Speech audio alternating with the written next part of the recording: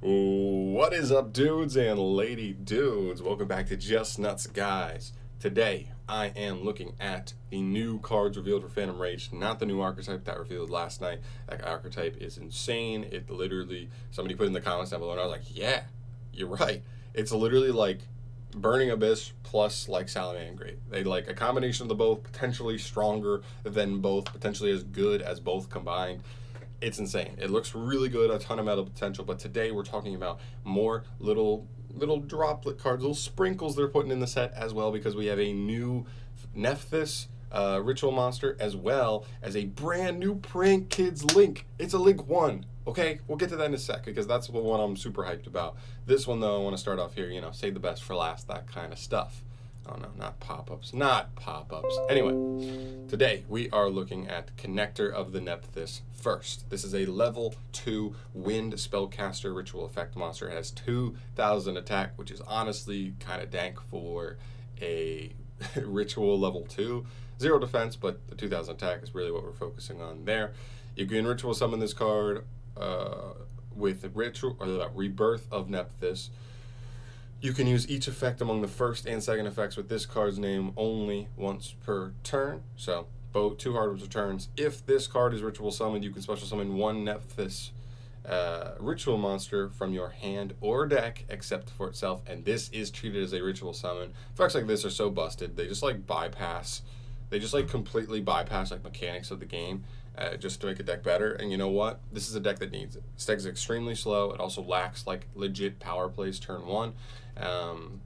And so this can severely help with that. So I'm actually really into that, because this card being level 2, pretty much the entire archetype is kind of like based off level 2. So all you need to do is sacrifice 1 monster with like the ritual card, and there you go. And this deck has good searchability as well, so that's really, really nice. Second effect, if this card is tributed by or destroyed by a NEPHTHYS card effect, you can activate this effect. During the next standby phase, destroy up to 1 NEPHTHYS card for each from your hand, deck, and field, except ritual monsters. That's pretty nasty. Okay, so like the way this archetype kind of likes to work, as far as I interpret it, I don't really know that much about this archetype. I haven't seen a ton from it, barring maybe like 1 or 2 deck profiles. All of the stuff floats. Like all of the cards, they try to pop themselves and each other to get some kind of resource later on, but that's what makes the deck slow, is because they all kind of have like Scarm-ish effects where like they pop each other, but most of them just say like on the next standby phase, like get something. So like you still get resources, but it takes a little bit to build up.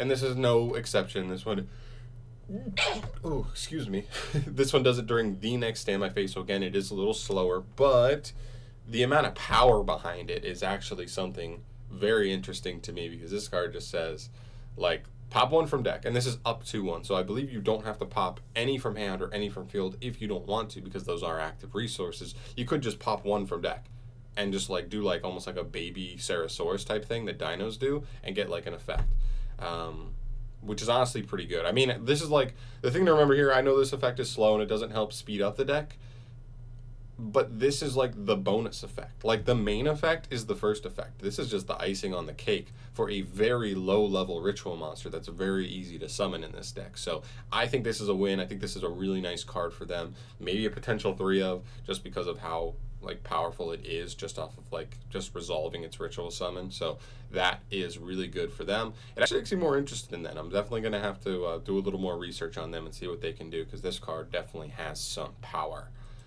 All right, and then for the card that I'm particularly the most interested in here, Prank Kids Meow Meow.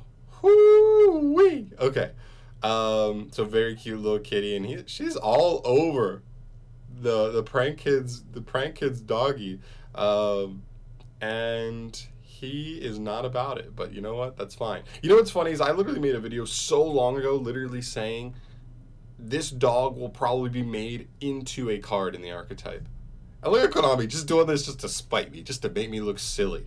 Because like he's in like 5 to like 10 of their cards just in the artwork. He's just in the background. I was like, oh my god, just for the lore, like they gotta make him like a card, like one of their Link monsters or something.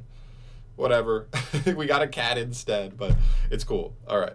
So we have Prank Kids Meow Meow, a Link 1 Earth Rock Link effect monster. Rock. Interesting.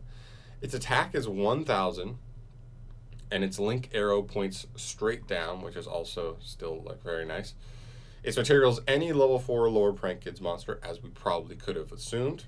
You can only Link summon Prank Kids Meow Meow once per turn, and you can only use the effect of this card's name once per turn. First effect, if a prank Kids monster you control would tribute itself to activate its effect during your opponent's turn, you can banish this card from your field or graveyard instead. So, I know what you're thinking, and you're reading this and you're going like, okay, John, like it's a Link 1, but like that effect is like, it's nice, but it's not crazy. Yeah, the effect is nice because one of the big things is this deck likes to make big plays by going into their boss monsters, either your Butler or your Dragon. What is the dragon's name? Whatever. The dragon guy, the rainbow dragon guy. They tribute for cost. Both of them are kind of like a Raigeki and a Heavy Storm. Quick effects, but they tribute for cost. So they tribute themselves to then just like either wipe all the monsters on your opponent's field, or they tribute themselves to wipe all your opponent's back row as quick effects. But just using this card as your first play means that you just get to like do those effects, wipe those boards, without having to like lose that monster, those resources on board. You still get to keep a 3,000 beater, and then if they stay up on the following turn, do it again. This deck was already phenomenal at extending past situations like that, like wiping, like tributing themselves, like losing that monster, and like just to disrupt your opponent, but then still just being able to amass a ton of advantage on the next turn. So that's why this card, that effect is really nice for the archetype. But that's not even the biggest part here. The biggest part is that the deck just has a Link 1. I said this as soon as the deck came out. I said, if this deck archetype can get a Link 1, it opens up so many avenues for the deck. It means like normal summon a Prank Kid can actually get you somewhere. Whereas in the past, you either had to be able to put 2 Prank Kids on the field somehow, or you had to open 2 Prank Kids and a fusion spell. It kind of reminded me of like a worse version of Invoke Shaddoll. But now, it may be better, honestly. Like, because it's not, if your opponent can negate like a fusion summon, you lose. It's not, if you just open a hand without being able to put 2 Prank Kids on the field and you didn't open a fusion spell, you lose. It's like normal summon actually is a legit play because this deck plays so much on your opponent's turn because it has so many quick effects with the fusions and the links that like it's totally fine.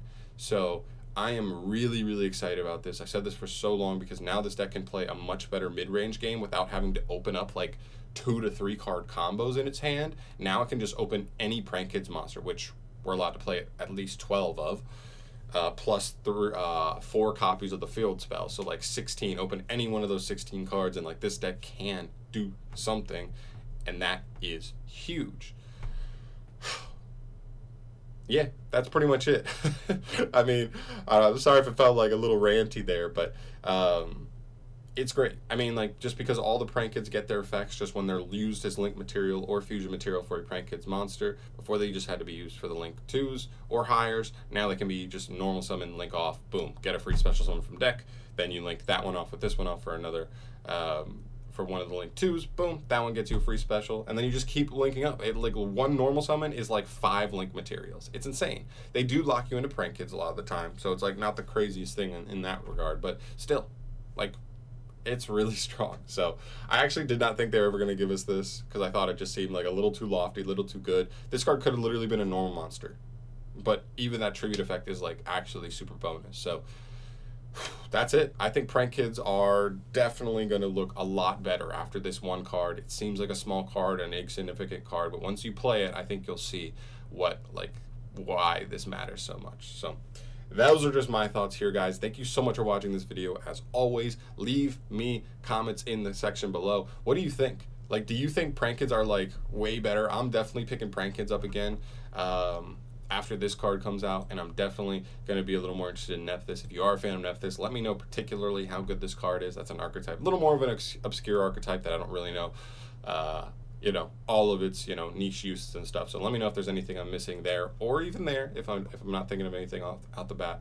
But definitely let me know your thoughts down below. I'm really curious to see what you guys think on these new cards. Phantom Rage looks insane already. Like, seriously. New archetype is insane. Phantom Knights could be meta after this. Raid Raptors could be meta after this.